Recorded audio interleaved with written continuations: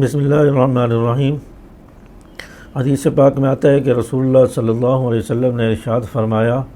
کہ جو شخص کسی روزے دار کو افطار کراتا ہے تو اللہ تعالیٰ اس روزے دار کے روزے کے اجر و ثواب کے مطابق اس اجر و ثواب کے برابر جو ہے اس روزہ افطار کرانے والے کو بھی ثواب عطا فرمائیں گے، یعنی اور اس روزہ دار کے اجر و ثواب میں بھی کوئی کمی نہیں کی جائے گی۔ صحابہ نے آپ صلی اللہ علیہ وسلم سے عرض کی، یا رسول اللہ، ہم تو غریب ہیں، ہمارے پاس اتنی گنجائش نہیں ہے کہ ہم کسی کو روزہ افطار کرا سکیں۔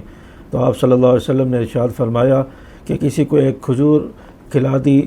اور ایک کھجور کے ذریعے کسی کو روزہ افطار کرا دیا تو اس سے بھی آپ کو یہ اجر و ثواب مل سکتا ہے، یا ایک گھونٹ پانی پلا دیا، لسی پلا دی، اس سے بھی یہ اجر و ثواب حاصل کیا جا سکتا ہے۔ تو اس لیے